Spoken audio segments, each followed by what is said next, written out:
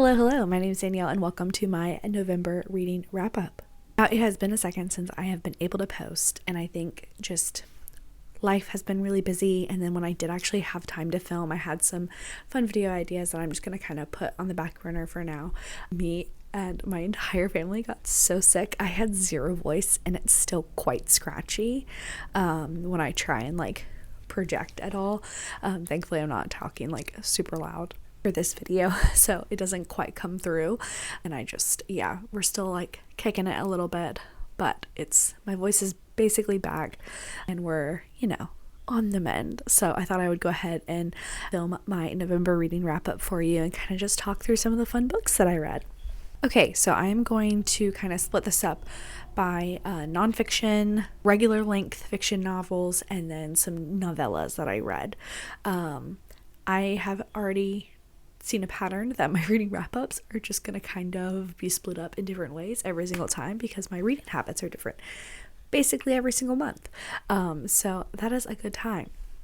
Anyways, I'm going to kick us off with nonfiction. So I read 2 nonfiction books. Both of them were faith-based adjacent books. So if that's not your jam, go ahead and skip to the fiction books. I've got chapters below. First one was Everything Happens for a Reason and Other Lies I've Loved by Kate Bowler, I believe. Yes. This was really good. This was an emotional book and very heavy. But as someone who struggles with the verbiage of, oh, everything happens for a reason. Oh, this, I don't love that. And so I really enjoyed this book. The author goes through some pretty heavy and traumatic things, and just kind of it goes through her process of just journeying through those and how she's feeling and giving herself the space to be upset. It just was really good. I would read just the content warnings with that. There is some cancer, thoughts of death, different things like that, and it is faith-based adjacent if you were to dive into that. And then my second book was That Sounds Fun by Annie F. Downs. I really enjoyed it. She is another faith-based author and this is a book that I've had on my shelf for quite a while. I think in the book she talks about the pandemic, and she's writing it as that's happening or right before it happens. I think I enjoyed it more so though because I know Annie F. Downs and I enjoy her writing and other stuff she's done. So I don't know if this is one that I would blanket recommend to everyone. But that was my 2 nonfiction.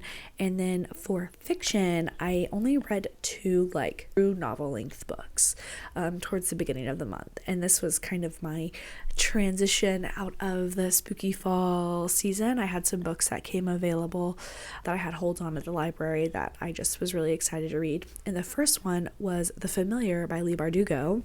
This one was so interesting.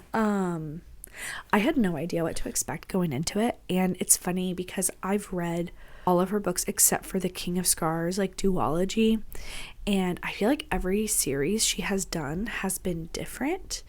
Ninth House was very different, and then this one was very different, and it just kind of gave the gothic mystical fall vibes that I was looking for with the book.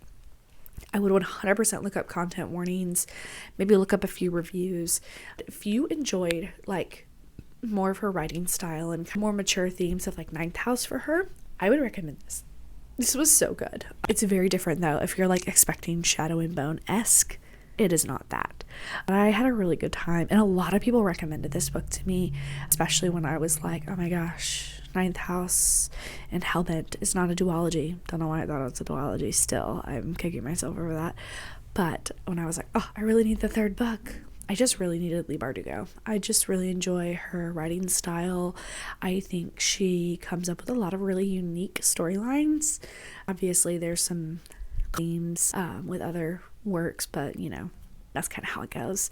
But this just felt so different, and I love that she is trying different things with her writing. And then the second book that I read that was a full-length novel was A Daughter of Mine by Megan Miranda. Megan Miranda is someone that I think I found earlier this year. I've never read any of her works before, I don't believe. I've read a lot of her books this year specifically, and I just really enjoy that her mysteries don't go like you would expect. Like, I am someone who loves to like pick up on patterns and loves to like figure out what's going on if I can. And I won't say I never guess what's happening. I definitely guess aspects of it, but she ties it up in such a way that is very like interesting. And it's not always like the most fast paced, which I kind of enjoy a mystery that just like gives you a little bit and then gives you a little bit and you think it's one way and then it gives you something else and you're like, how is it this way? And I really enjoy it. Do I think it's a perfect book? Probably not. But if you like mysteries, it may be a little bit of a slower paced mystery, and you kind of like unreliable narrators, because a lot of her characters are very unreliable, I'd highly recommend checking it out. It was very enjoyable for me. All right, and now we are jumping into the novellas that I read. Oh, I loved the novellas that I read this past month. They were so fun.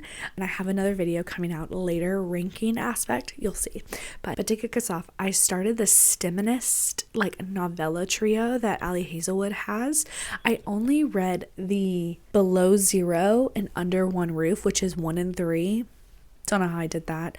I think I was trying to find some like fun wintry type things, so I did Below Zero, and then I realized, oh yeah, this is a whole like compilation of a couple of different characters in one. So I then read Under One Roof because the other one wasn't available, which I'm on hold because I want to, of course, finish it.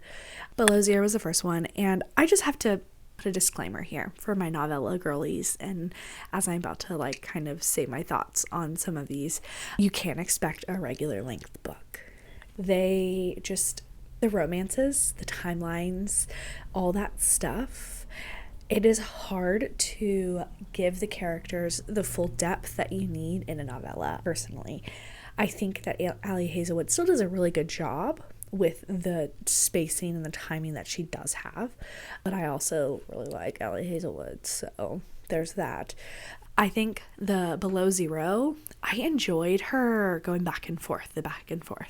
It did get a little confusing sometimes, especially because I was listening to it on audio.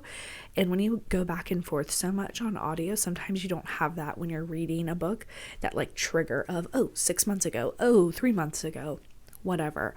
And also Below Zero, there are things that happen in it that I'm like, this is just so unrealistic. Like, no one would do this. And there's kind of a like, you need to separate reality from it a little bit. And if you've read it, you probably know what I'm talking about. But there are just so many things that I'm like, no one would do this. It's still really good. I still had a good time with it. And you know what? That's what we're here for. A good time. And then the other Stiminist that I did was Under One Roof, and I really liked this one. I think I liked this one more than the Below Zero because I just liked the characters more. It was just so cute, and I wish I had had like almost a full-length novel for them because the premise was really cute, and I just really wanted more time with them.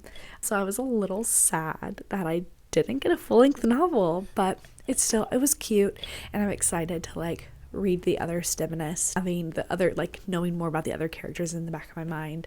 I might be a crazy person and go back and reread the Below Zero now that I like know the backstories, because Below Zero is the third one and I read the first one, and I'm gonna read the second one, and I'm a crazy person, so I might go and read the third one again. Regardless, it was a good time and I enjoyed that one. They're both by Ali Hazelwood.